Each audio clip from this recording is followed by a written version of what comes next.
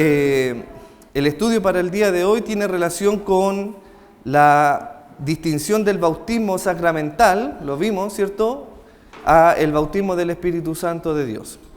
Y el estudio de hoy día tiene que ver con cómo obraba el Espíritu Santo en el Antiguo Testamento versus el Nuevo Testamento. Y para dar una introducción o introducirnos al tema, quisiera que pudiera ir conmigo al Evangelio según San Juan, capítulo 7, versículo 37 al 39. San Juan capítulo 7, versículo 37. Y sin duda cuando leemos este versículo, nuestra tendencia es pensar la ausencia del Espíritu Santo en el Antiguo Testamento.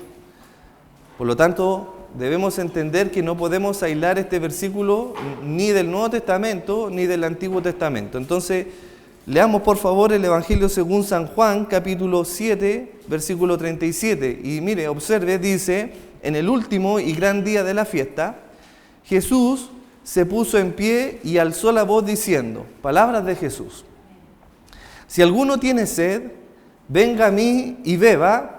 El que cree en mí, como dice las Escrituras, o la Escritura, de su interior correrán ríos de agua viva. Esto dijo del Espíritu que habían de recibir los que creyesen en Él. Pues aún no había venido el Espíritu Santo, porque Jesús no había sido aún glorificado. Entonces nuestra tendencia es pensar que hasta ese momento el Espíritu Santo no existía. Como que el Espíritu Santo, después que muere Jesús y es glorificado, recién aparece en escena en las Escrituras. Muchos piensan al leer este versículo que el Espíritu Santo no estaba antes sino después de ese momento. Porque lo dice obviamente el texto que el Espíritu Santo no había venido. Entonces aún no había venido. Pero cuando nosotros leemos el mismo Evangelio de Juan, capítulos anteriores, vemos cómo el Espíritu Santo obra en medio del pueblo de Israel. Y si leemos el Antiguo Testamento, vemos que el Espíritu Santo, el Espíritu de Dios, siempre ha estado desde el principio. Recordemos cuando se hace la apertura del libro de Génesis, dice que la palabra de Dios que estaba todo desordenado, ¿cierto? Y el Espíritu se movía, ¿cierto? Y lo que hace el Espíritu Santo es un ordenamiento. Por lo tanto, como dice el doctor R.C. Sproul, no podemos desentender la obra del Espíritu Santo creyendo que el Espíritu Santo de Dios genera desorden, sino todo lo contrario. En su apertura, lo que hace el Espíritu Santo es ordenar las cosas. Por lo tanto, el Espíritu Santo de Dios es un espíritu ordenado. Y lo que debemos tener cuidado es que cuando nos referimos al Espíritu Santo de Dios, no debemos acercarnos con la pregunta de ¿qué es el Espíritu Santo de Dios? Porque no es una cosa, sino ¿quién es el Espíritu Santo de Dios? Porque nos referimos a una persona, no a una cosa. Entonces, esas son las dos distinciones que debemos tener inmediatamente en nuestra mente para poder acercarnos a la doctrina del Espíritu Santo o de la obra del Espíritu Santo, entendiendo que es una persona. Y lo vimos en el estudio pasado y nos referimos mucho a el Espíritu Santo de Dios como persona. Y en una mirada al Antiguo Testamento, vemos por ejemplo en Génesis capítulo 6, versículo 3, donde dice: y dijo Jehová, no contenderá mi espíritu con el hombre para siempre, porque ciertamente él es carne, mas serán sus días 120 años. Por lo tanto, vemos que el espíritu de Jehová, el espíritu de Dios, estaba en relación con el hombre desde el principio de la creación. De hecho, cuando uno ve, por ejemplo, el relato del libro de Génesis referido a Adán y Eva en el huerto, vemos que el Espíritu de Jehová paseaba por el huerto. Por lo tanto, el Espíritu de Jehová estaba en una relación estrecha con el hombre antes de la caída. Entonces, vemos que hay evidencia que el Espíritu Santo siempre ha estado en el Antiguo Testamento. Pero la manera en que se manifestaba era totalmente distinta a la del Nuevo Testamento y a lo que vivimos hoy día como iglesia. Cuando usted, por ejemplo, lee estos dos libros antiguos, el libro de Génesis y el libro de Job, usted puede observar cómo se presentaba Dios con el hombre, a diferencia de cómo se presentaba Dios con el hombre en el Nuevo Testamento. De hecho, en estos dos libros patriarcales, podríamos así decirlo, del libro de Génesis y el libro de Job, Dios hablaba con el hombre de una manera distinta, como dice Hebreos capítulo 1, versículo 1. Dios, habiendo hablado en otro tiempo de muchas maneras, ¿cierto?, al pueblo por medio de los profetas, ¿cierto?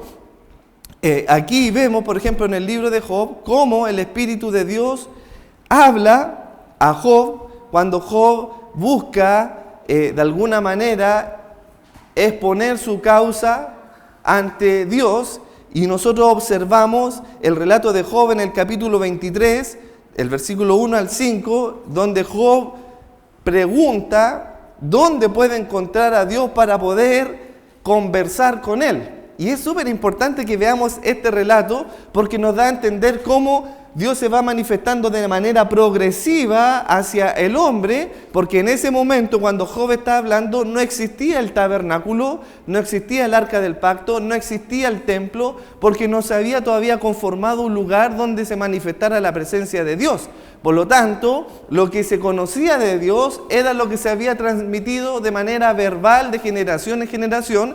Recordemos cuando uno de estos hombres interpela a Job y le dice: ¿acaso tú eres mayor que Adán? Entonces, fijemos cómo la misma escritura citan a Génesis, refiriéndose a estos hombres que conocían lo más probable a Adán y sabían lo que Adán o lo que Jehová le había hablado a Adán y se lo había transmitido de generación en generación. Y cuando vemos, por ejemplo, Job, capítulo 23, versículo 1 al 5, dice: respondió Job y dijo: hoy también hablaré con amargura, porque es más grave mi llaga que mi gemido. ¿Quién me diera el saber dónde hallar a Dios? Yo iría hasta su silla, expondría mi causa delante de él y llenaría mi boca de argumentos. Yo sabría lo que él me respondiese y entendería lo que me dijese. Por lo tanto, lo que está diciendo aquí Job, él nos da a entender que no existía un lugar hasta ese momento donde él pudiera ir y hallar la presencia de Jehová, el Espíritu Santo de Dios, como en el caso de Moisés, que el pueblo de Israel tenía el tabernáculo y venían al tabernáculo a consultar a Jehová y que se manifestaba en una nube. Lo vamos a ver un poco más adelante. Por lo tanto, Job, hasta ese entonces, entendemos que no existía tabernáculo, no existía el lugar santísimo, no existía el arca del pacto, no existía templo, no existía nada, porque están en un periodo patriarcal. Entonces él buscaba hallar a Dios y vemos de dónde aparece y cómo se manifiesta Dios, su espíritu con el hombre. Dice en el capítulo 38, en el versículo 1, dice: entonces respondió Jehová a Job desde un torbellino. Habló Jehová a Job desde un torbellino, lo dice Job 38, y vemos también esto mismo. Observe, cuando habla Jehová a Job desde este torbellino y se manifiesta Jehová a Job y le da a entender la ignorancia y la falta de justicia que exige Dios, porque recordemos, Job se creía justo y de hecho entendemos a la luz de la Escritura que no había hombre más perfecto que él en la tierra, pero aún en esa perfección su justicia no le permitía obviamente acercarse a Dios y estar con Dios, porque su justicia obviamente no era perfecta. Y en el capítulo 42 de ese libro vemos que responde Job a Jehová y dijo: yo conozco que todo lo puedes y que no hay pensamiento que se esconda de ti, dando a entender que Dios está en todo lugar. Perfecto. ¿Quién es el que oscurece el consejo sin entendimiento? Por tanto, yo hablaba lo que no entendía, cosas demasiado maravillosas para mí que yo no comprendía. Oye, te ruego y hablaré. Te preguntaré y tú me responderás. Y observe el versículo 5 de este capítulo 42. De oídas te había oído. Y esto hace referencia, obviamente, a cómo Dios se relacionaba con el hombre hasta en ese tiempo. Recordemos que cuando Adán y Eva pecaron, ¿cierto? Cayeron, oyeron la voz de Jehová que se paseaba en el huerto. Oyeron la voz de Jehová que se paseaba en el huerto. Entonces, esta idea es la misma que está dando a entender Job. Él de oídas conocía solamente al Señor. Pero obviamente ahora sus ojos le han visto en este torbellino y dice, por tanto, me aborrezco y me arrepiento en polvo y ceniza. Y esto da a entender, observe, que Job reconoce su pecado. Job era un pecador, porque muchas iglesias hacen creer que Job era una persona intachable, santa y que no tenía pecado, ¿cierto? Pero a la luz de la palabra del Señor entendemos que cuando una persona se arrepiente es porque evidentemente ha pecado. Y cuando se arrepiente en polvo y ceniza es porque ha pecado profundamente. Porque eso lo vemos en la realidad de David. Cuando David pecó, ¿cierto? Él se arrepentía en polvo y ceniza. Entonces él solamente había oído la voz de Dios como Adán y Eva habían oído la voz del Señor en el huerto. De esa manera se manifestaba, por lo tanto, el Espíritu de Dios con el hombre, Pasado este periodo patriarcal, vemos cómo se va conformando o se va relatando la historia y pasamos al Éxodo, ¿cierto? Es una historia conocida. Dios escoge a este pueblo a partir de la fe de Abraham y observamos cómo Moisés construye un tabernáculo por ordenanza de Dios para que Dios, por medio de ese tabernáculo, tuviera una relación y comunicación con el pueblo de Israel. Y cuando Moisés termina de construir el tabernáculo, observamos en Éxodo capítulo 40, cuando Moisés construye y ya da por finalizada la obra del tabernáculo conforme a las instrucciones que Jehová le había ordenado a él, porque Moisés no construyó el tabernáculo a su pinta, sino que él lo construye conforme a todas las instrucciones que Jehová le dictaba que hiciera, y lo hizo conforme a todo lo que Jehová le dijo que hiciera. Y cuando ya culmina esta obra, observemos lo que sucede en Éxodo 40, en el versículo 34, miren lo que dice ahí, al 37, dice, entonces una nube cubrió el tabernáculo de reunión, y la gloria de Jehová llenó el tabernáculo, y no podía Moisés entrar en el tabernáculo de reunión, porque la nube estaba sobre él, y la gloria de Jehová lo llenaba. Y cuando la nube se alzaba del tabernáculo, los hijos de Israel se movían en toda su jornada, pero si la nube no se alzaba, no se movían hasta el día en que ella fuere alzada. Por lo tanto, la manera en que se manifestaba el Espíritu Santo de Dios, el Espíritu de Jehová, en medio del pueblo de Israel, era por esta nube que ellos podían ver, la cual en un periodo más tarde la denominan como la Shekinah, ¿ya? La Shekinah, la nube o la gloria de Jehová que llenaba el templo. Entonces, vemos aquí que la nube descendía sobre el tabernáculo, que era esta tienda, ¿cierto? Y dentro de esta tienda había un lugar santo y el lugar santísimo. Y dentro del lugar santísimo estaba el arca del pacto, donde estaba el propiciatorio, ¿cierto? Sabemos esa historia. Y desde ahí dice que la presencia de Jehová hablaba con el sumo sacerdote, o en este caso con Moisés. Por lo tanto, el arca del pacto viene a ser el trono de Jehová en la tierra.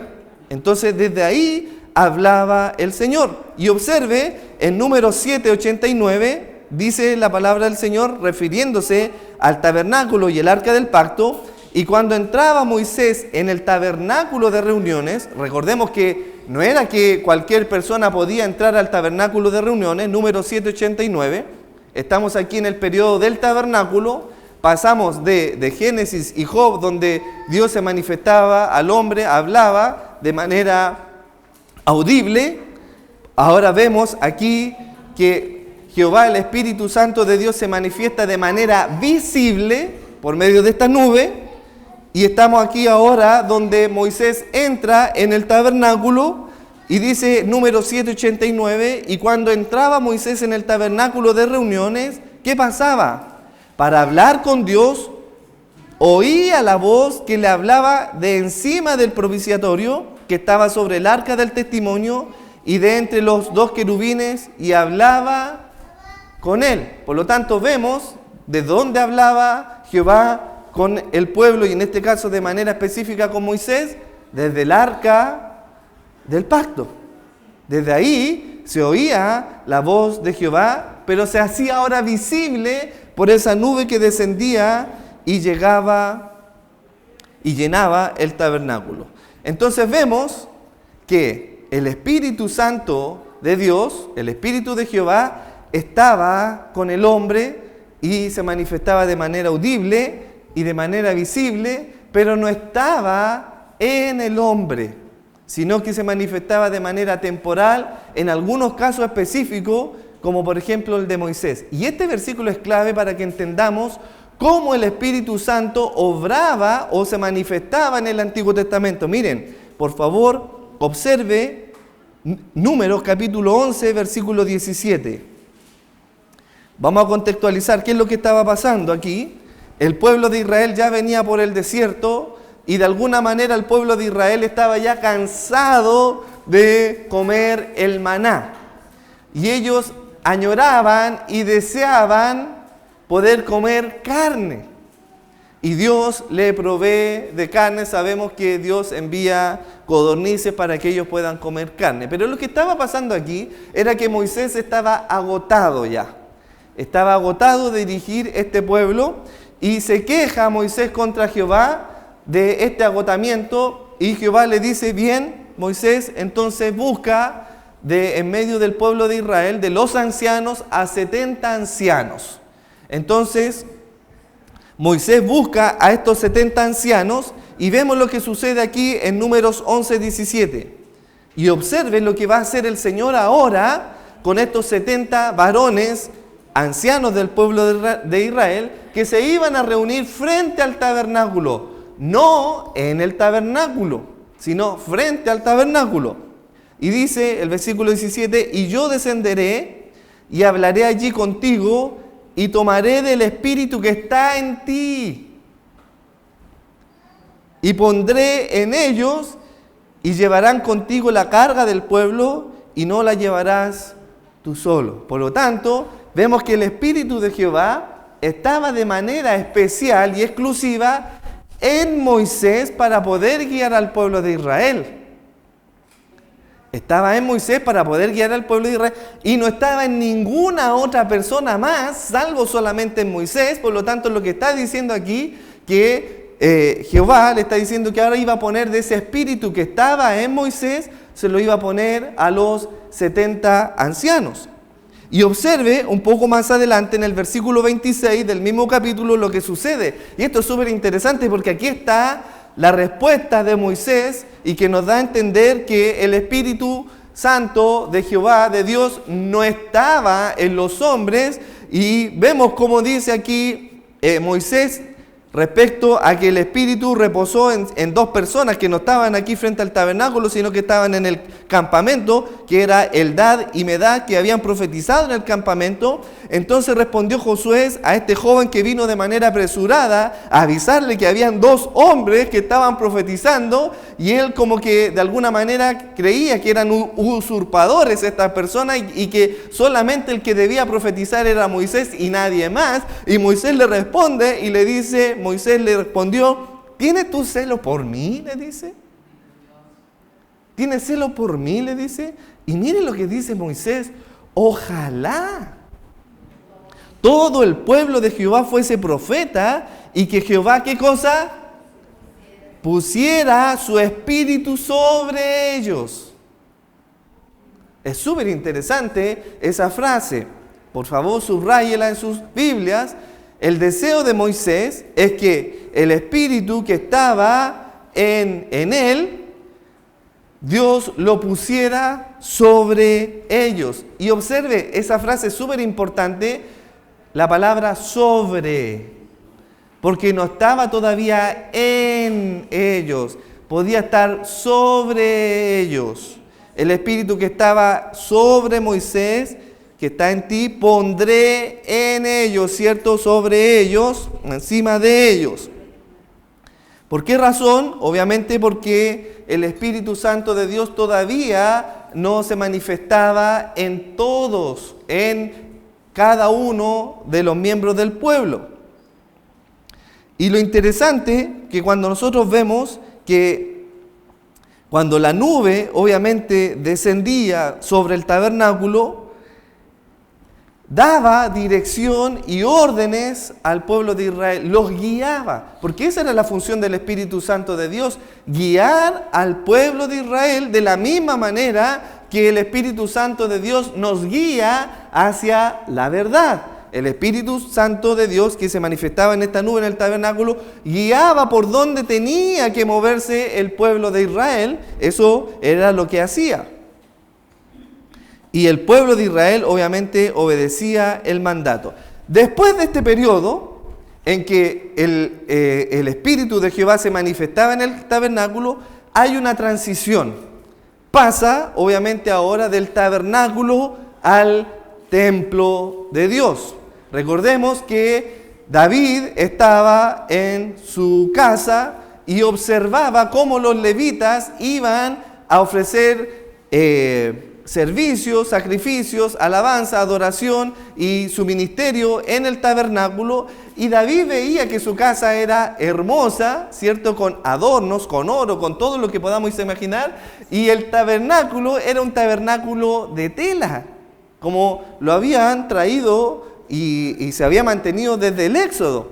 Entonces para él era inconcebible que David pudiera estar en un lugar lujoso y la presencia de Dios no estuviera en un lugar más hermoso que el que él estaba viviendo. Por lo tanto, ahí David se propuso en su corazón edificar un templo para Jehová, donde Jehová pudiera estar de manera perpetua en el templo. Entonces aquí empieza la transición.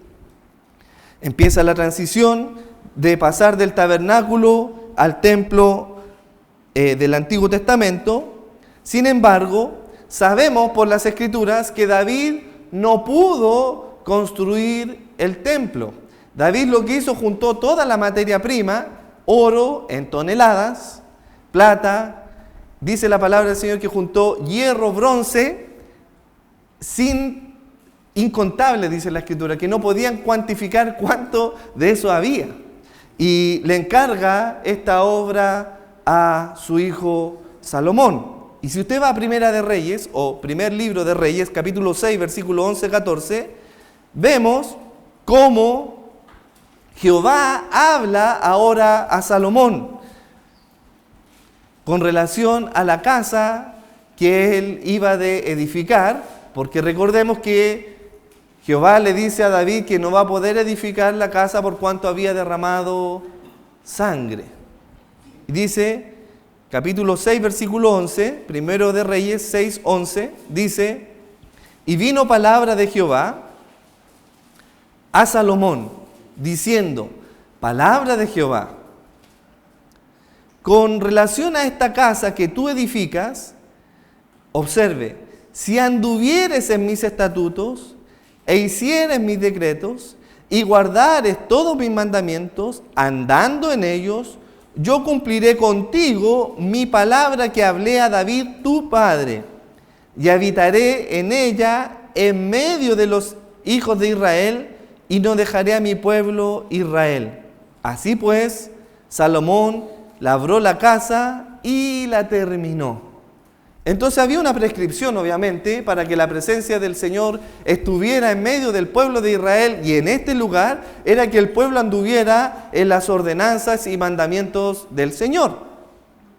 Y hasta ese entonces vemos que el Espíritu de Dios estaba en el templo. En el templo. Pero en el Nuevo Testamento, el Espíritu de Jehová ya no estaba en el templo y no habitaba en el templo. Recordemos el relato de Pablo con los atenienses en el Areópago, cuando ve Pablo todos los templos que ellos le hacían a distintos dioses, y estaba esa inscripción que decía al Dios no conocido, ¿cierto? Y Pablo le revela el Evangelio a los atenienses y hace esta observación, Pablo diciendo, dice, al Dios que hizo el mundo y todas las cosas, en Hechos 17:24, todas las cosas que en él hay, siendo Señor del cielo y de la tierra, no habita en templo hecho por manos humanas. Entonces, vemos que hay dos momentos aquí, en el Antiguo Testamento y en el Nuevo Testamento. En el Nuevo Testamento dice la palabra del Señor que el Señor ya no habita en templo hecho por manos de hombre, a diferencia del Antiguo Testamento, que le está diciendo Jehová a Salomón que habitaré en esta casa, en este templo que tú has construido, siempre y cuando el pueblo de Dios obedezca. Y así fue. Dice que la gloria de Jehová descendió en el templo y lo llenó completamente, y la presencia de Jehová estaba en el templo. Más hoy día vemos, como Pablo le dice a los corintios, ¿no sabéis que vosotros sois templo del Espíritu Santo de Dios, el cual mora en vosotros? Entonces vemos esta transición. Dios moraba en el templo, deja de morar en el templo para morar ahora en nosotros. Y cuando el Espíritu Santo de Dios se iba del tabernáculo o se ausentaba de en medio del pueblo de Israel, el pueblo sentía y veía la partida del Dios que los cuidaba y los protegía. Y esto sucede, hermanos, es una profecía que ocurre dada por el profeta Isaías, quien profetiza que el Espíritu Santo ya no iba a estar más en medio del pueblo. Eso lo vemos Ezequiel profetiza esto en el capítulo 10. Mire, observemos solamente el título de Ezequiel, capítulo 10, versículo 1 al 22. El profeta Ezequiel, capítulo 10,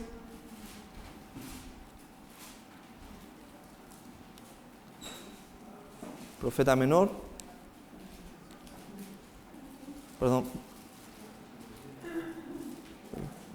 después, profeta mayor, después de Lamentaciones, viene Ezequiel, y observe el capítulo 10,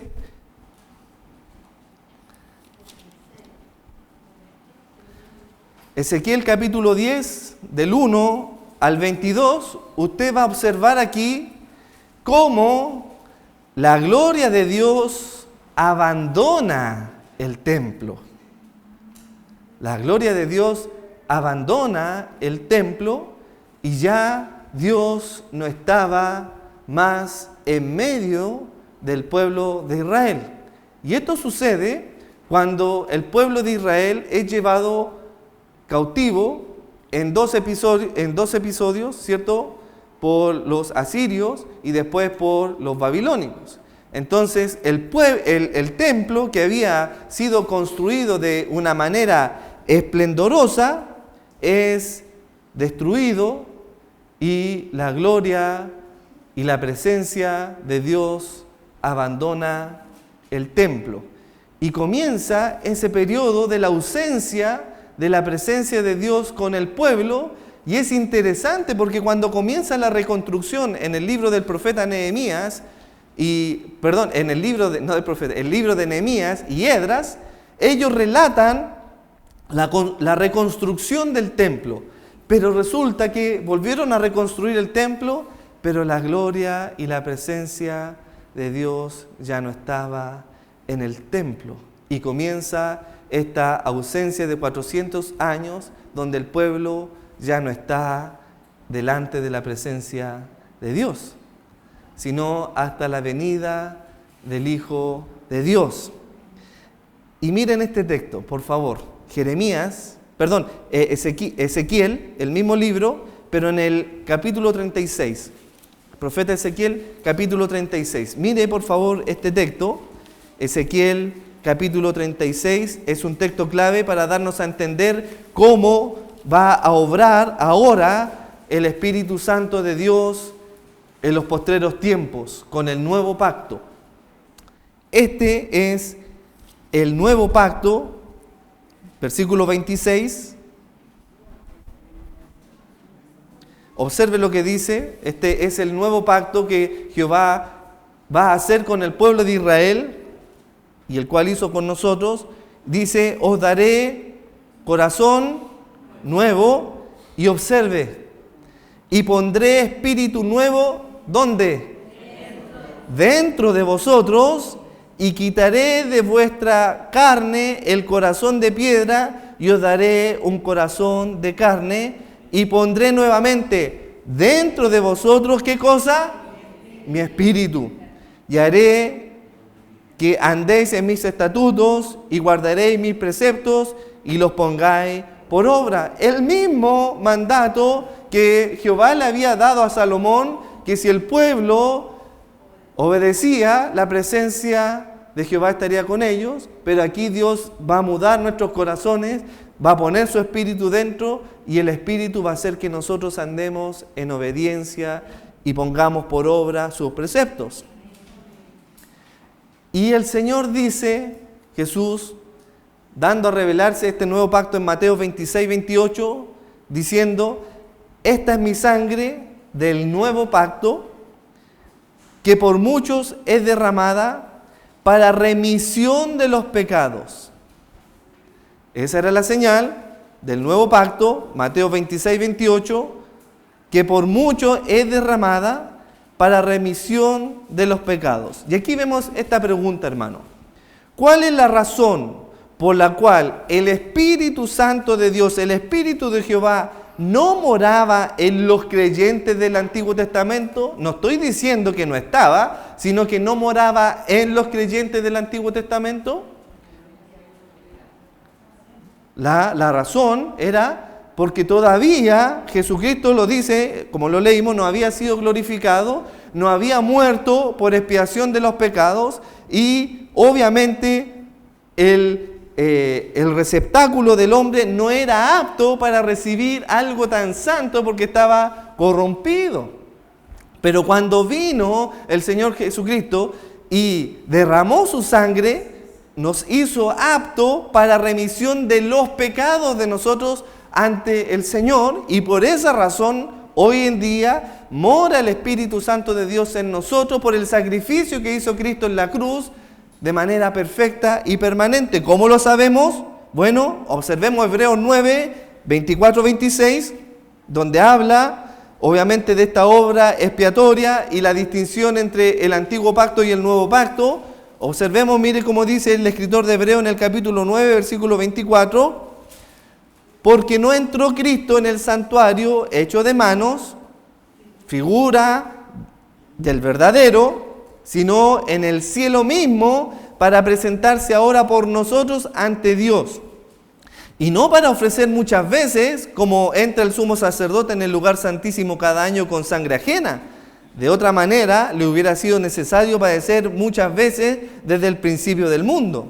Pero ahora, observe, esto era antes, pero ahora, en la consumación de los siglos, se presentó una vez para siempre por el sacrificio de sí mismo, para quitar, ¿qué cosa? Observe, para quitar de en medio el pecado, porque era evidente, los creyentes del Antiguo Testamento estaban con el pecado enfrente del Señor, por lo tanto el Espíritu no podía estar dentro, porque en medio de los dos estaba el pecado.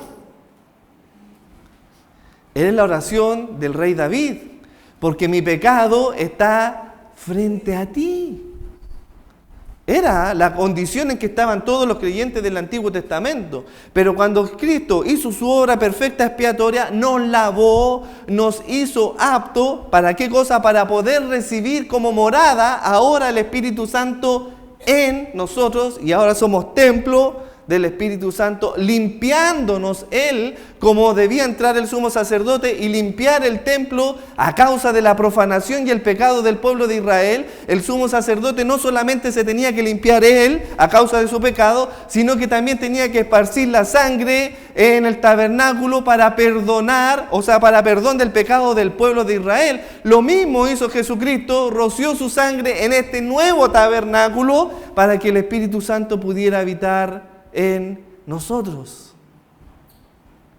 El Espíritu de verdad, dice Juan 14, el cual el mundo no puede recibir porque no le ve ni le conoce, pero vosotros le conocéis porque mora con vosotros. Jesús hablando a sus discípulos en San Juan 14, 17, me encanta ver esta observación. Jesús está hablando con sus discípulos respecto al Espíritu Santo de Dios, refiriéndose a Él, y le dice el Espíritu de verdad, el cual el mundo no puede recibir porque no le ve ni le conoce, pero vosotros le conocéis. Es decir, hasta el Antiguo Testamento, hasta ese momento, hacia atrás, ellos conocían al Espíritu Santo de Dios. Lo conocían porque así dice Jesús, refiriéndose a Él, porque mora con, observe, mora con vosotros, y aquí viene esta palabra, San Juan 14, 17, y estará de manera futura, no dice y está en vosotros. No, Jesús obviamente no está contradiciendo las Escrituras, ni tampoco se está contradiciendo a sí mismo, sino que le está diciendo que el Espíritu, a la verdad, mora con vosotros y estará de manera futura cuando Él muera y obviamente sea glorificado en vosotros. Por esa razón vemos que ahora, a partir de ese momento, cuando la iglesia nace, vemos que Pablo le escribe a la iglesia de Roma, a los romanos, le dice en el capítulo 8, versículo 9, el Espíritu que mora en vosotros. Le escribe a Timoteo en su segunda carta, en el capítulo 1, versículo 14, el Espíritu que mora en nosotros. Ya dejó el Espíritu Santo de morar con nosotros, sino que ahora mora en nosotros y mora en cada uno de los cristianos. Por esa razón, Pablo instruye a la iglesia de Éfeso y le dice que ninguna palabra corrompida, hermano, salga de nuestras bocas, sino que sean buenas para la necesaria edificación a fin de agradar a los que nos oyen. ¿Por qué razón? Porque el Espíritu Santo de Dios mora en nosotros y no debemos contristar al Espíritu Santo con el cual fuimos sellados. Y esa es la distinción entre la obra del Espíritu Santo de Dios en el Antiguo Testamento y cómo obra el Espíritu Santo de Dios hoy día en el Nuevo Testamento y en la iglesia. Hoy no solamente está con nosotros, sino que está en nosotros. Y no quiere decir que el Espíritu Santo de Dios nunca estuvo en el Antiguo Testamento con los creyentes, sí lo estuvo, pero estuvo con ellos, sobre ellos y hoy está con nosotros. Es el estudio de la obra del Espíritu Santo en el Antiguo Testamento. Le invito a que oremos al Señor.